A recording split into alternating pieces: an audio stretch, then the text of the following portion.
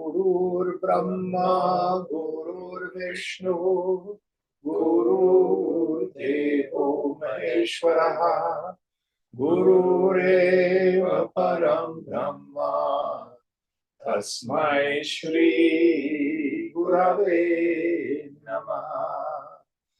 Chinmayam Gyapyat Sarvam Trilokyam Sacharacharam Tat Padam Darshitam Yena Tasmai Shri Gurave Namaha. Tvameva Mata Chapita Tvameva Tvameva Bandhuscha Sakha Tvameva Tvameva Vedya Dravidam Tvameva Tvameva Sarvam Mama Deva Deva Tvameva Sarvam Mama Deva Deva.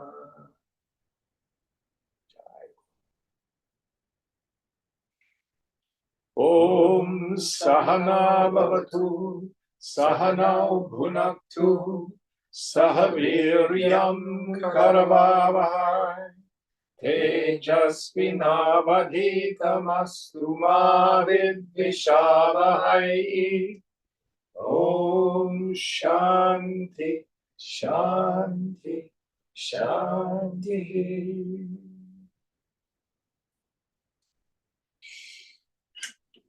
So we're still in our fourth chapter, endeavoring to see the self in and through the world. So what verse are we on again? 31. 31. Will you help us out, please? Satyevam Vishayau Dvausto Ghatau Mrina Yadhimayau Mrinamayau Mrinmayo Manameya Syat Sakshi Bhasyat Yastu Dhimayah. So we see there are two kinds of objects, the material and the mental. The material is the object cognized by mind being modified by the form of the material object, and the mental is cognized by the witness consciousness as the jiva being affected by the material coming in contact with the mind and evoking its latent desire for enjoyment. So he's again talking about the phenomenon of perception and what happens in the mind. So I like to use my example. I'm at the beach and I look out into the water and I see something white. Now that's created by Ishvara. I mean Maya Shakti, the Sankalpa of the infinite. Then the intellect comes in and goes, what is that? It wants to determine the thatness, the suchness of it. Is it a boat? Is it a container ship? Is it a buoy? Ah, it's a sailboat. That word is something I've been taught. That's my own kind of sankalpa. It's kind of mixed in there, you see.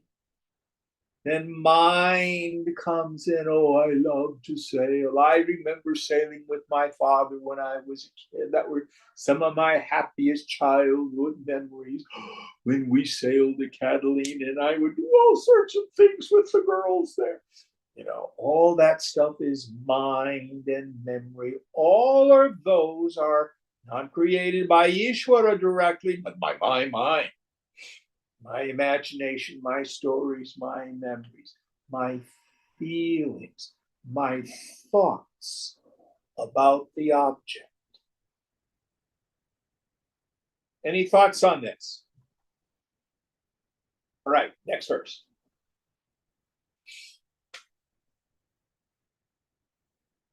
अन्वयव्य तिरेकाभ्याम धीमयो जीवबन्धकृत् सत्यस्मिन् सुखदुःखे तस्मिन् अस्ति न अद्वयम्. By the application of the double method of agreement and difference, we come to the conclusion that it is the mental creation which causes bondage to the jiva. For when these mental objects are there, pleasure and pain are also there. When they are not, there is neither pleasure nor pain. Yeah. So I would prefer to use the terms pleasure and suffering. Use the sukha dukkha, right? Yeah. Because we can kind of put physical pain on the shelf in the beginning. But back to our example of the boat. You take a newborn baby whose eyes can't even focus. And there's just this melange of color, no depth perception, no nothing, and no capacity to focus, let alone figure out, oh, that's a boat, nor do they have any memories about the boat. Now, if I were at the beach and I was looking at the boat and I was saying, I never get to go sailing anymore. Now that I'm blind, I wanted to retire and live on a boat in my retirement. I can't do that anymore. So my suffering is created by my mind, as is my pleasure, by attributing to the object joy giving and misery producing quality. And in fact, they're essentially neutral. Somebody takes a knife and stabs you in the thigh, let's not worry about that. That's, in the end, it's really pretty much the same thing. My mind interpreting pure sensation. But that's not what usually drives us all bananas. We don't go traipsing off to the psychotherapist or wanting to jump off the bridge or screwing up relationships because of physical stuff, usually.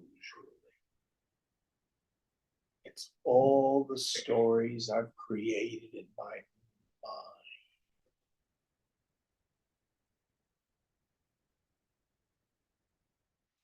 It's adhyasa. I superimpose on stuff. With all this stuff that's been going on with our nonprofit status, I've been going through the files, the silent way files, and I've found bank statements with canceled checks in them. Remember those? You might be old enough to remember them, do you? Yes. You probably are not. They used to, your checks would come in an envelope at the end of the month. So in the old timey days, if it was a number 10 envelope, it was your bank statement. But if it was the shorter one, I don't even know what they called that envelope, but it would have a window and it was usually pink or green. This is a notice from the bank, and for Jim, it was usually a bounced check. True story. Come home, pick up my mail, going through it. I see one of those little windows. I can't remember if it was pink or green. F word. What have I done? In the old timey days, you had a check register and you were supposed to write down the checks and keep the balance. I was terrible at that. So what I could do was look at what were the last 2 checks I wrote. Did I remember to write them down? Because I wouldn't do that sometimes. Start calling people on the phone. I've made a clerical error, and the check that I wrote day before yesterday is likely to be returned by the bank. I will pay any fees. Just please go ahead and deposit it again. You know, humiliated, angry at myself. Pour myself a cup of coffee, sit down, open the envelope, and I had made an error on my last deposit, and I had $5 more in my account than I thought I did. So where was the bounce check?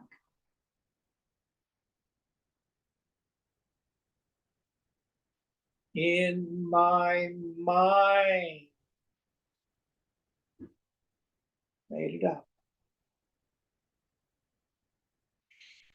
So that's what we tend to do.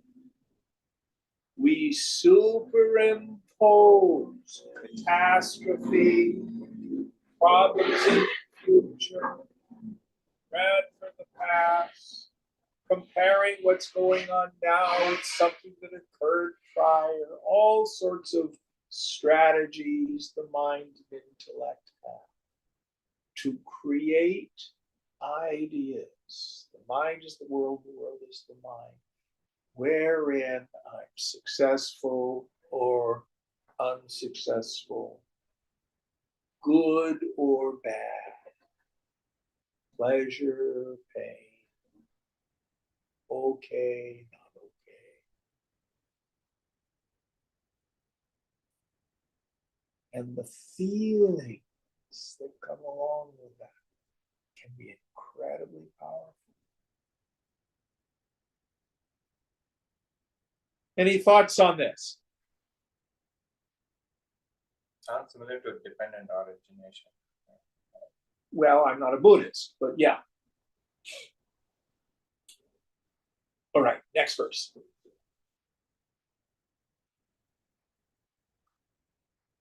Asatyapi cha bahyarthe swapnadau baddhate naraha samadhi sukti murchasu satyapya asminat padhyate. In dream, when external material objects are absent, man is bound by the intellect to pleasure and pain, although outer objects are not perceived. In deep sleep, in a faint, and in the lower samadhi, when the mental functions are temporarily suspended, no pleasure or pain is felt in spite of the proximity of outer objects. Yes. So his point here is in the dream state, the objects created by Ishvara, remember we talked about that? You as an ego do not create the sun and the stars, the oceans, the whales, etc. But in the dream state, you do.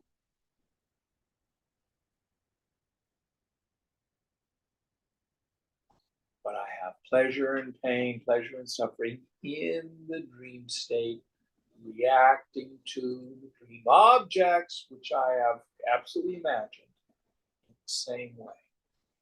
And then he talks about in deep sleep and in the lower samadhi. I'll get into what he means by lower samadhi later.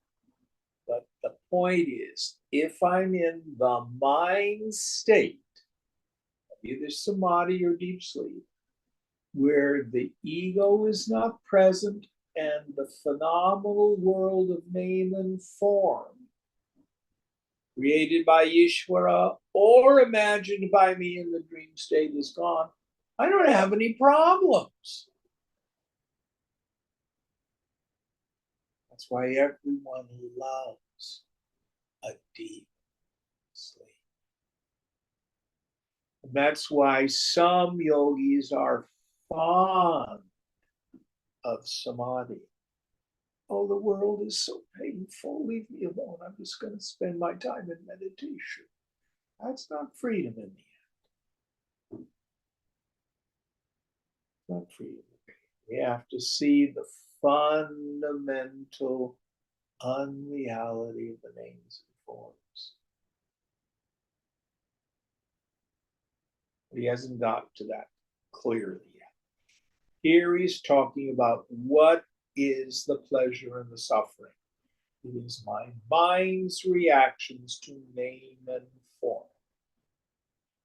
So in the previous example where you shared on opening the envelope and imagining the worst, I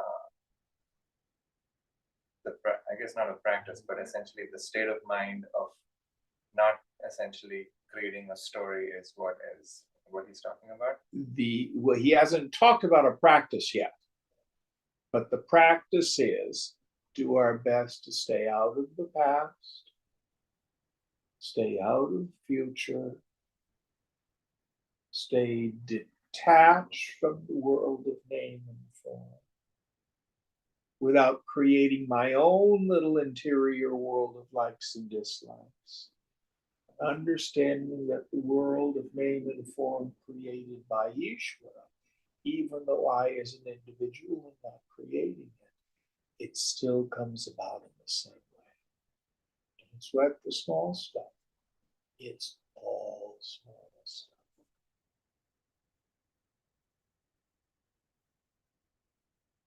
But he hasn't yet, I don't think, implied a practice yet. He's just talking about the theory. All right, next verse. दूरदेशं गते पुत्रे जीवत्येवात्र तत्पिता विप्रलं भक्तवाक्येन मृतं मत्वा प्ररोदिति. A liar told a man whose son had gone to a far-off country that the boy was dead, although he was still alive. The father believed him and was aggrieved. So here he's giving us now an example. This is his version of my bounce check. So a liar comes to a person and says, your son is dead. And the fellow, of course, he grieves. Going on. Mritepi tasmin vartaya shrutrayam na roditi ata sarvasya jivasya bandhakrinma na samjagat.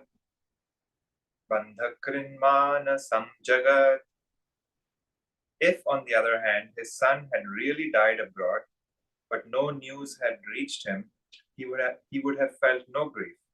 This shows that the real cause of a man's bondage is his own mental world. Yes.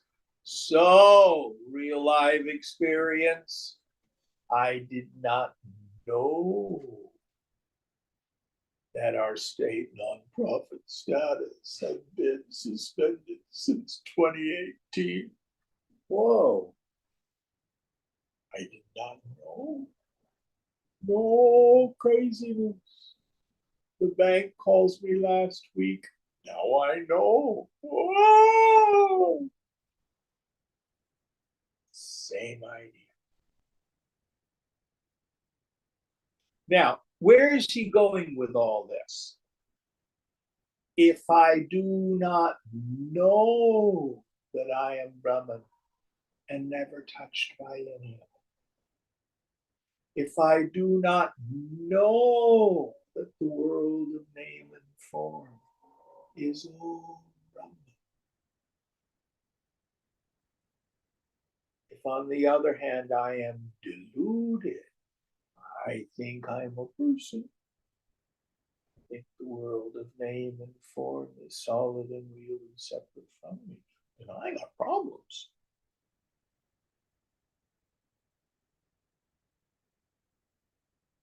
All right, next one. That's my Mishadas I was telling you. Oh, I see. Vijnana vadobahyartham vayat syadi heti chet na hatya karamadhatu bahyasyape kshiktavat. Objection. This amounts to pure idealism and it deprives external objects of all significance. Reply: no, because we accept the fact that external objects give shape to the modifications of the mind, which create the mental world.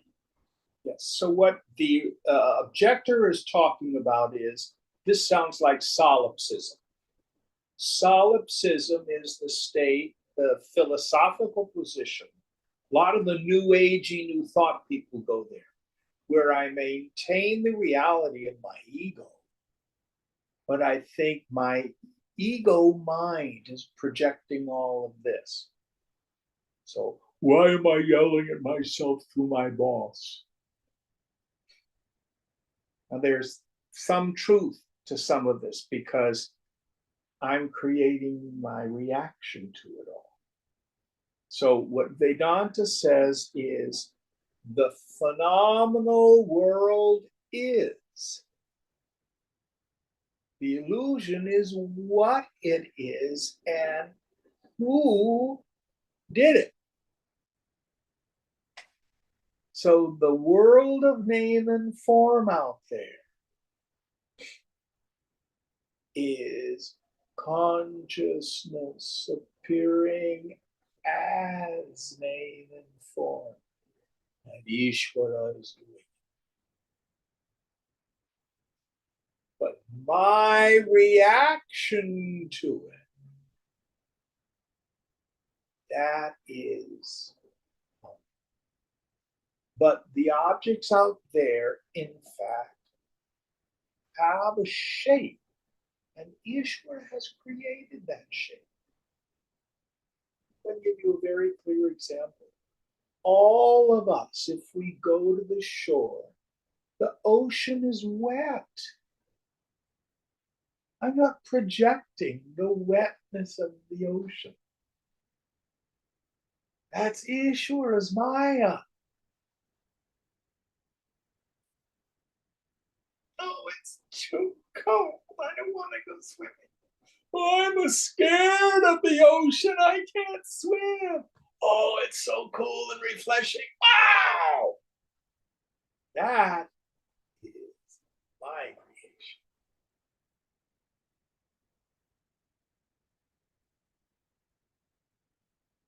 Now I senses report bad world, scary world, dangerous world. If I believe I'm a body, that stuff is real, then my mind's going to create fear. I suffer. But if I know I'm okay, I'm that Chidakasha, that space of pure awareness. All of this is Leela. It's like a light show.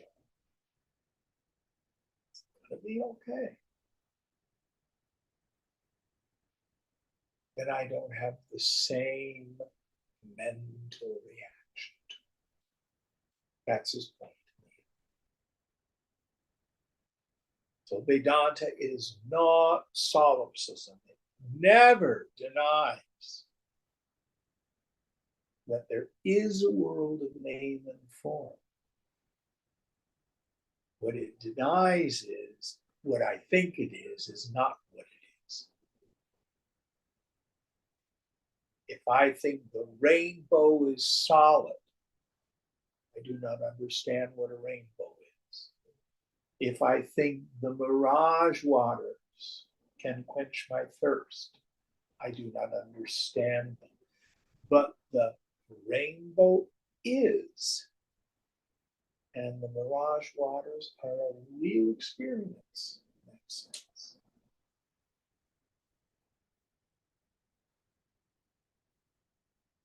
Sarvam Kalvidam Brahma. All this world is Brahma. What about the name and form? Brahma Satyam Jagat. Not what they seem. Nitya is illusion.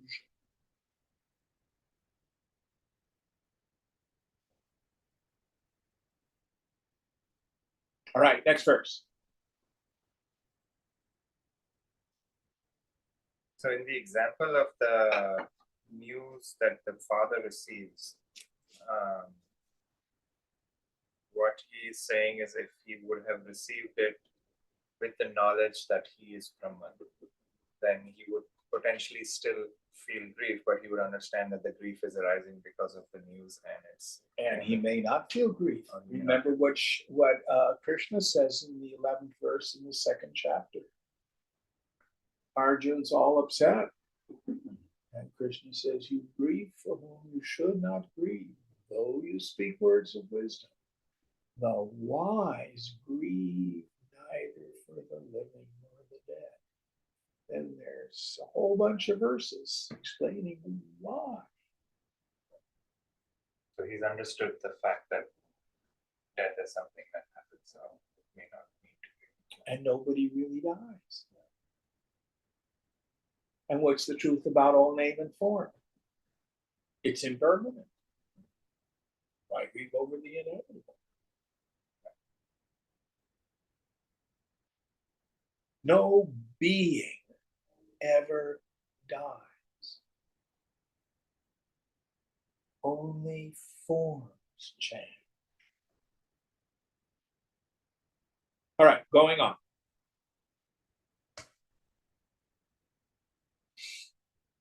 Veyarthaya mastu va bahyam na varayitumishyamihe prayojanam apekshante na mananitihi sthitihi. Or we may admit that external objects serve little useful purpose, yet we cannot dispense with them altogether. In any case, cognition is concerned with the existence of objects and not with their utility. Yes. So you might want to be a person who says, okay, I'm going to only live in a cave and never go anywhere and never get involved with objects because they're illusory. And here the Uranius is saying, it isn't going to work in the end. You've got to eat. You're going to go poop. You need to bathe. You don't want to get arrested. You're going to have to put clothes on. Much like the Folsom Street Fair. There's no escaping the body's interaction with the world. It's how does the mind deal with it?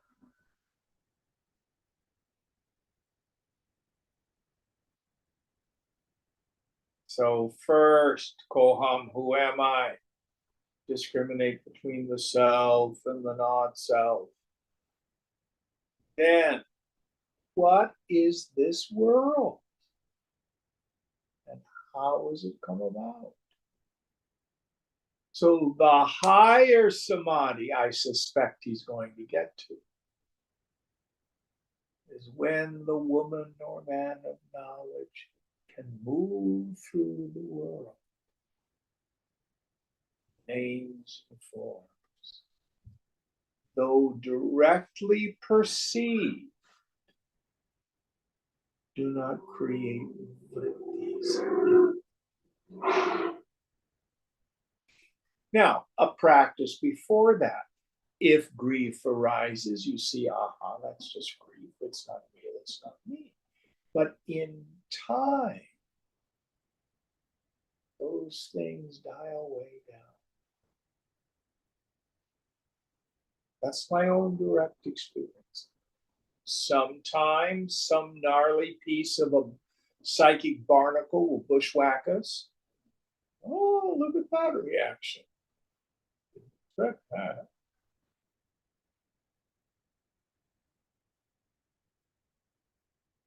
Lose your knowledge. It may be uncomfortable, but we know what to do with that. Be present.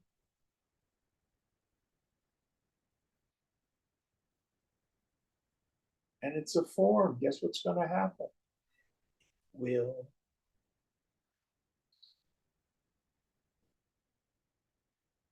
It's only the force of the past maturing. That's all it is.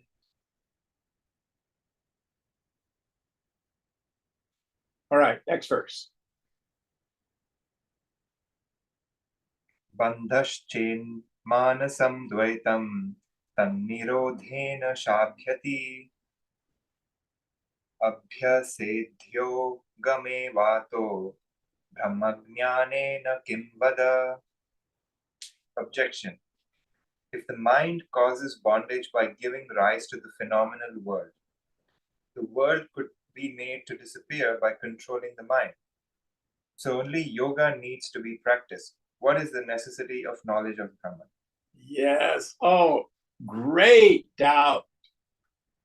So, what is the difference between the Jada Samadhi of the Raja Yogis and the Sahaja Samadhi of the Vedantins? If the world can be made to disappear by control of the mind, then the world, no problem. Except as soon as you come out of that Jada Samadhi, which means it's inert, there's your world again. There's your damn ego. Now, real Raja Yoga does not advocate that. Real Raja Yoga and the Vedanta meet in the last three stages. But that doesn't mean Raja Yogis get that. Just like there are the Vedantins who think book learning alone is knowledge.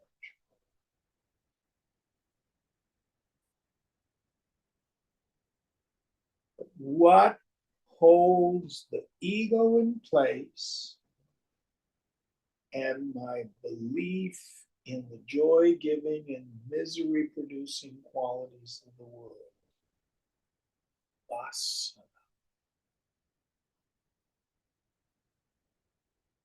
How do I remove vasana? There's a verse in Viveka Chudamani. I think it's 268.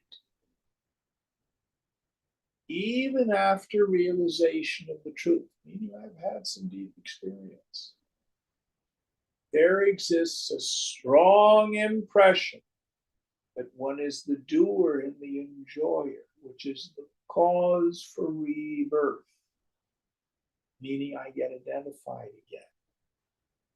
Soon as that doership, a person arises, then the problematic world shows up too. Shankara says this needs to be conscientiously removed. How? Through steady and continuous identification with the self.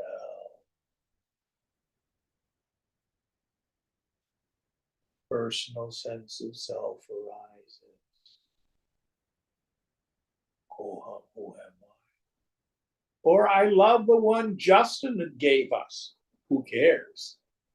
It's always the ego. Turn your mind back. Aham. Then he ends the verse by saying it is the annihilation of the vasanas here and now. It's considered liberation.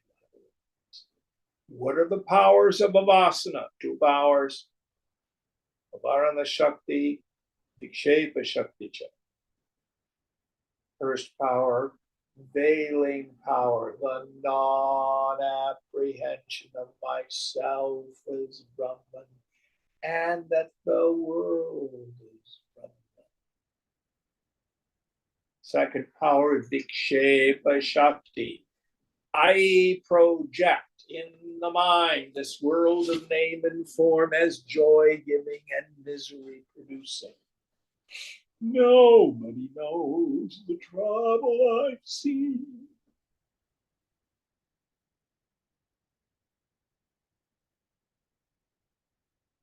That's the problem. That's the problem.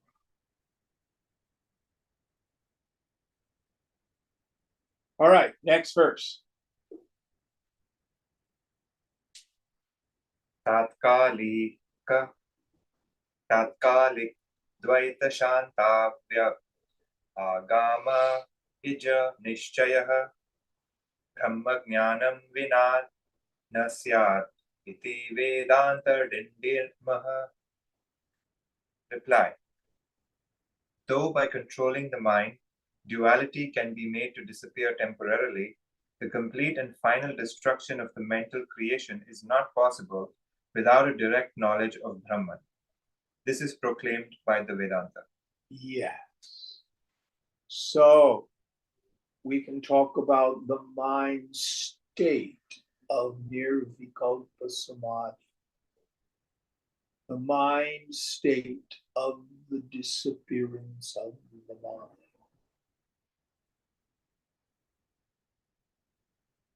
And if it's deep, I think some scriptures say it only needs to be 7 seconds long. When the mind returns, it is fundamentally transformed. You know, no personal sense of self is real. You know, this world of name and form is nitya. Those of us who've studied Tripura Rahasyam, so Hemaleka gives the highest truth to Hemachyuta, and he says, okay. And he goes off to his crystal tower, remember, and he goes up the steps and he finds himself a nice cushion and stuff to sit on, and then he says, okay, I'm going to meditate. First, there's light. He comes back and says, is this the self? Then there's darkness. He comes back, is this the self? And then he falls asleep, wakes up, is that the self? He plunges within again. All this is, fast track of the process of sadhana. And he touches this deep Chidananda, this consciousness. He calls for his wife. Fond of samadhi, stays there. She comes up, pulls on his robe. Lord, comes out like a drunkard. Oh, girl, how is it that you know this incredible state? You're not in it all the time. Don't bother me. It's Lord. How can it be a perfect state if its gain or loss is accomplished by the opening or the closing of the eyes, the length of 8 grains of barley? You are still far away from perfection. Then she teaches him about seeing the self in and through the world. Sarvamaya, Sarvamana.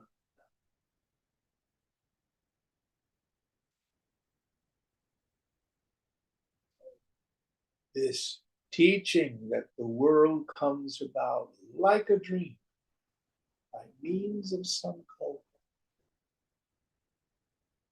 is how we have the ability to see a world but know it for what it is without the superimposition of likes and dislikes, without believing this stuff is real.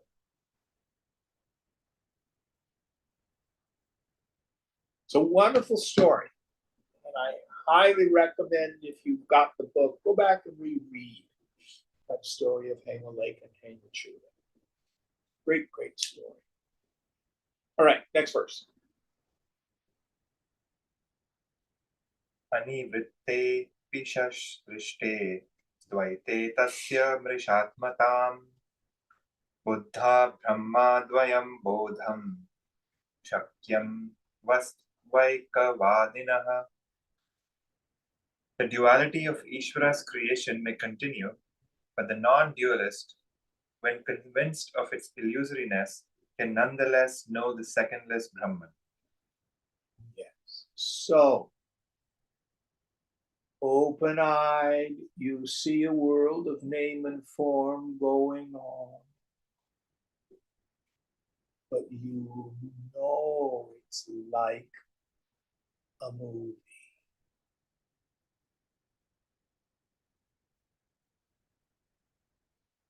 It's all perfect, which is beyond our human ideas of good and evil.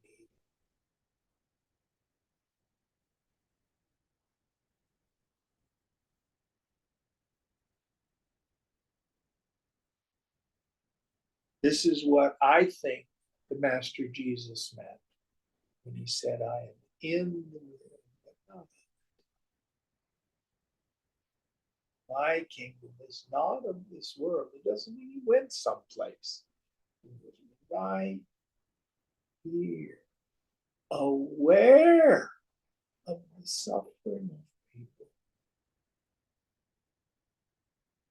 which for him was an invitation to healing.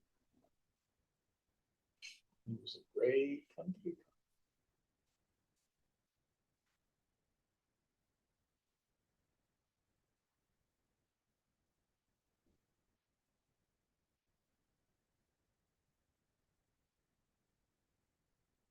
Any thoughts?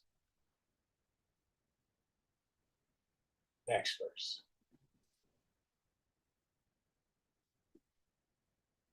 प्रलये तन्निवृत्तौ तु गुरुशास्त्राध्यभावतः विरोधी द्वैतभावेऽपि न शक्यं बोधधुं द्वयम्.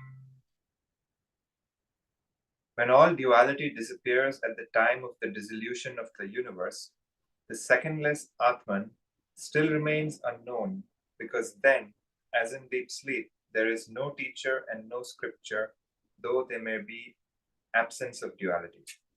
So pralaya, meaning the dissolution of the whole world. Vedanta posits something like a big crunch at the end of time. Big bang, it all starts, goes out or down, and then big crunch. And then it starts over again.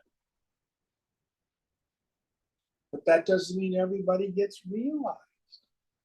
Beings come forth again. Or metaphorically, all your problems go away every night.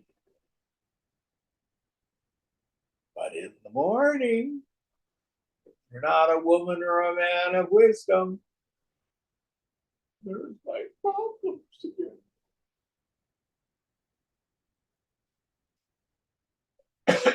So the removal of the perception of objects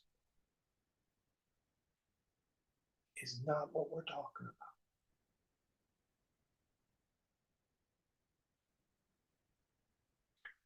In the end, it's to see what they are, which is consciousness appearing as name.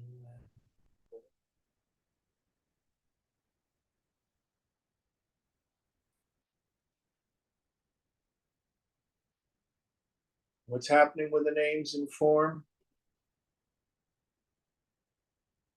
jugga, jugga, jugga, jugga, jugga, jugga, jugga, jugga, jugga. And always moving. Oh.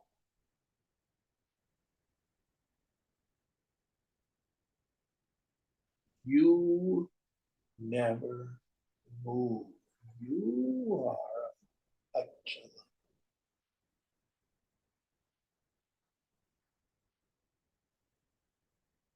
Kutusta.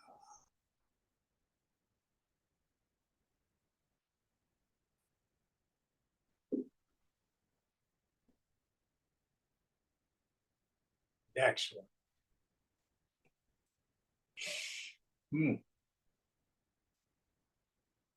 Abadhakam sadhakam cha Dvaitam Ishvara Nirmitam Apanetum Ashakyam Chet Yastam Tadvishyate Kutaha. The world of duality created by Ishvara is rather a help than an obstacle to a direct knowledge of the non duality. Moreover, we cannot destroy the creation, so let it be. Why are you so much opposed to it? So we'll see how he considers it to be a help rather than a hindrance. But what he's talking about, I go to the very first Star Wars movie where R2D2 projects Princess Leia. I can't even remember what she says. It's something about Obi-Wan Kenobi. But what if there were a spy from the Empire there and he takes out a laser gun and shoots the hologram of Princess Leia? What would happen? It goes through. Yeah. So this is what Vidyaranya is talking about.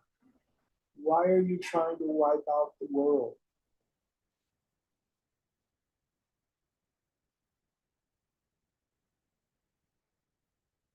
You can't destroy the world because it isn't even really there.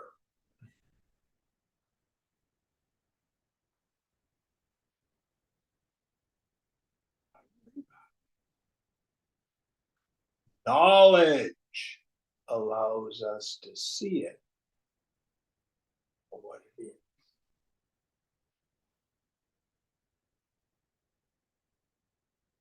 Any thoughts on this?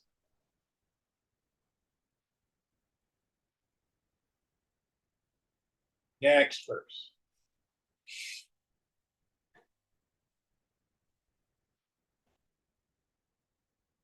Jiva Dvaitam Tu Shastraya Shastriyam Iti Dvidha Upadadita Shastriyam Atattva Syava Bodhanat. The world of duality created by Jiva is of two kinds, that which conforms and that which does not conform with the scriptural injunctions. The former should be kept in mind until Brahman is realized. So, what he's saying here is, what world shall I create with my mind? Meaning, how should I function in the world? What should I act? How should I act, rather? What should I do? And how should I treat people? And how should I discipline my mind before Brahman is realized? You can really lump all of the moral precepts into one. Ahimsa. Be nonviolent. Don't hurt other people. Don't hurt yourself.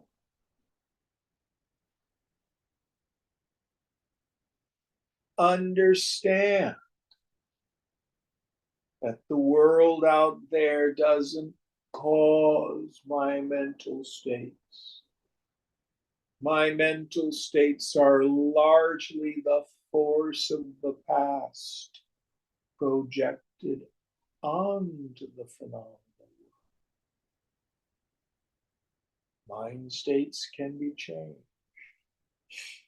Very clear, practical example in 12-step groups for people in early recovery. One of the practices that's given us is what we call a gratitude list. Given the assignment every morning, write down 10 things for which you're grateful, and then now they all do it with text. They share it with other people. Get all these gratitude lists going back and forth and around. What do you think that does? Why would there be the suggestion of practicing gratitude? Makes you aware of the good things. Does it change the world? Changes the way you filter it. You got it. But in the state of addiction, deep ignorance, oh, the world is so awful. You know, my life is so bad. I hate where I live. Nobody loves me. I don't have any friends. I can't get a job.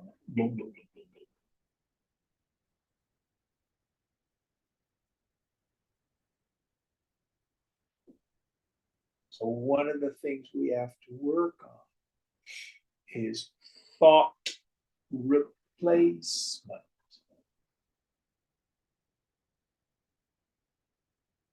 Endeavoring to change habituated negative thinking to more dharmic thinking, not just positive thinking.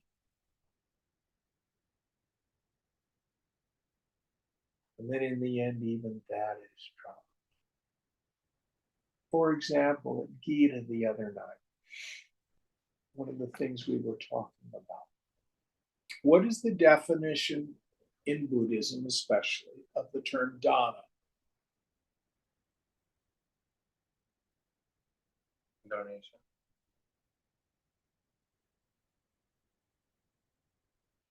Generosity.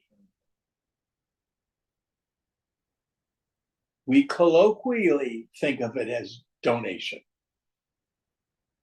But the practice of dana, and it is a practice, is learning how to give as a practice develops the quality of the generous heart.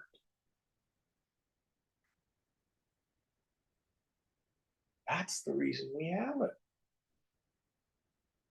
And again, the Master Jesus said, it is more blessed to give than receive. And if you practice generosity, your fear, financial insecurity will leave you. Attitude shift. I'm not impoverished. I'm not poor. I'm not needy. I'm not fearful about the future. No, there's always enough. I've got enough to share a little of what I have with the next person. That's why dana is a practice, not just something you do at the end of the retreat. Did that make sense to everybody? Mm-hmm. So all these practices have a shift in attitude as their intention. And so here what Vidyaranya is saying, what you want to do is stay away from some of those negative projections on the world. And in the early stages, we cultivate spiritual sanskaras, positive superimpositions on the world. And in the end, we see even that is a little strange. That's why, again, in Raja Yoga, we have the yamas and niyamas, same thing. Or in Viveka Chudamani. This next Thursday, we're going to start on the section on the qualifications of the fit student. Those are mental projections, but they're quite valuable. Yeah, we're glad you know. Any thoughts on this? Next verse. Atma Brahma Vicharakhyam Shastriyam Manasam Jagat Buddhe Tattve Tachaheyam Iti Shrut Yanashu Sanam. Reflection on the nature of the self as Brahman is the mental world that conforms with the scriptural injunctions. Even this duality in conformity with the scripture is to be renounced after Brahman is realized. Yeah. This is the direction of the Shruti. Yes. So this jnana abhyasa, the practice of knowledge. Who am I? I am not the body, not the mind, not the thoughts. I'm the witness. I'm Chidakasha. What is this world? It's not name and form, solid and separate, joy giving and misery producing. It's all God. It's all perfect. Take it easy. It's all unfolding just fine. These are mental practices. But the man of wisdom has no need to do discrimination. Just like right now, you do not wake up in the morning like the character in the Kafka short story, worried that you're a cockroach or a centipede. You have no doubts that you have a human body. It's effortless knowledge. As the result of Atma Vichara, we get rooted in that.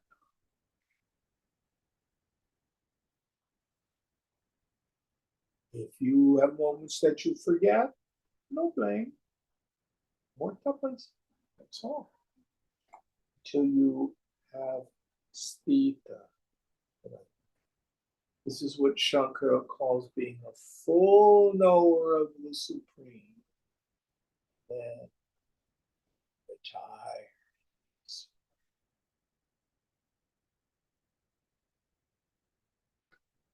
Any thoughts? Next verse. Shastranya Dhitya Medhavi Abhyasya Cha Punah Punah Param Brahma Vijnaya Pulka Vatanyatho Srijet.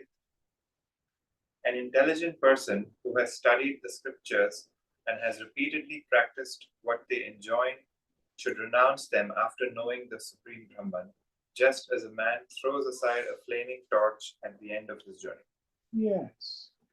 I think the Buddhists talk about the Dharma is the boat you take across the river, but when you get to the other side, you leave the boat behind.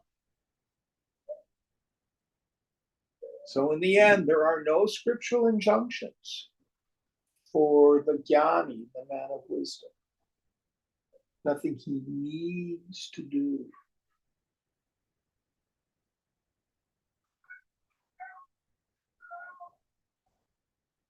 And only you can decide where you are in the journey. All right, next verse. Grantham Yasya Medhavi Jnana Vijnana Tatparaha Palalam Iva Dhanyarthi Tyaje Grantham Asheshataha. An intelligent person who has studied the scriptures and has practiced what they enjoin should discard them after experiencing Brahman as his self, just as a man discards the husk when he has found the grain. So the scriptural injunctions are preliminary, they're preparatory.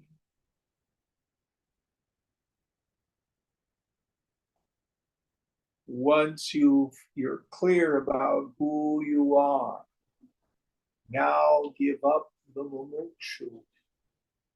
That's another vibhushti.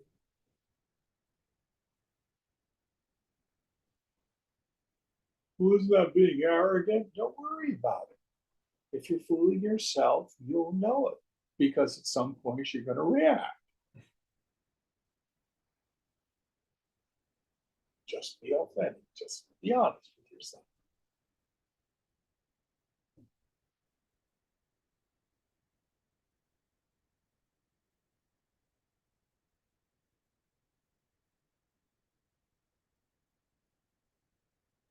Now, the seeker, the mumukshu, is seen to be doing spiritual practices so that he or she can purify his mind and realize the self.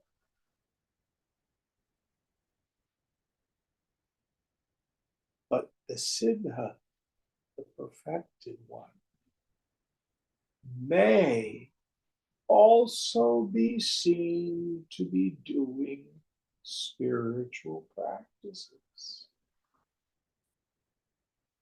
It does not add to their knowledge of the self. It's just the highest form of worldly pleasure. So there are stories of Swami Tapovanam who walked from Rishikesh and Uttarkashi all the way west to the Sharada temple, which is now in Pakistan. How many miles do you think that is? 1,000? Probably. Which is one of the greatest Devi temples for centuries. He hung out there doing nothing but hanging out with the swamis and the priests, chanting love songs to the mother goddess. Why? Because it was fun. That's his idea of a good time. Did it add to his knowledge of the self? No.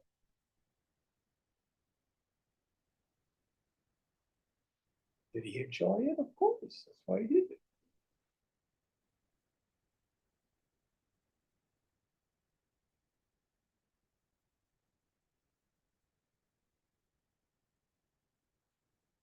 All right, next verse.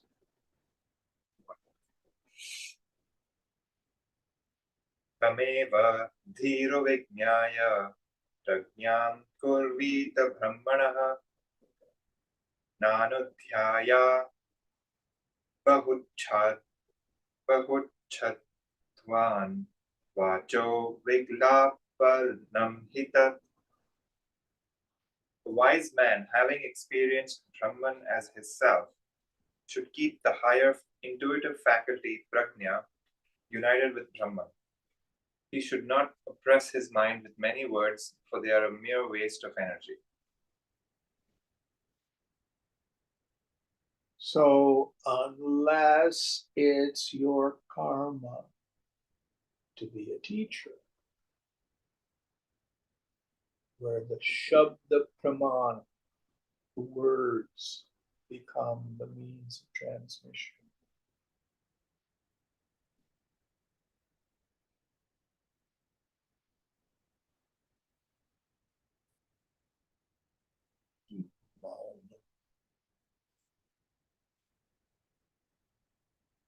Always remember, who you are speaks much louder than anything you can say.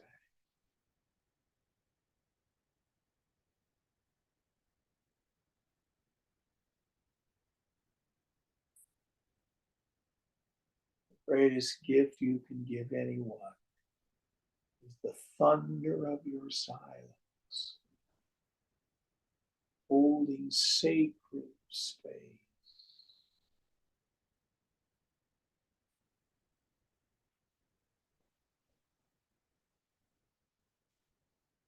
Shunya prasad.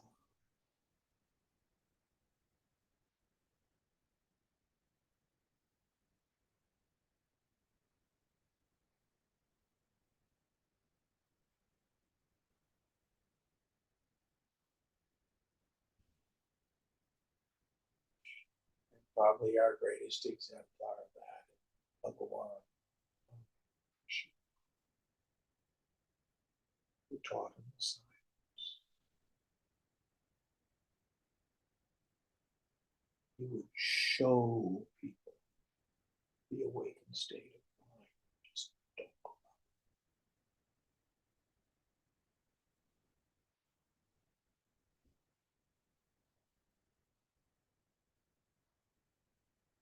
All right, we'll quit here tonight. Om Purnamada Purnamidam Purnat Purnamudachyate Purnasya Purnamadaya Purnameva Shishyate. Om Shanti Shanti Shanti. Hari Om. Shri Guru Pyo Namaha. Hari Om.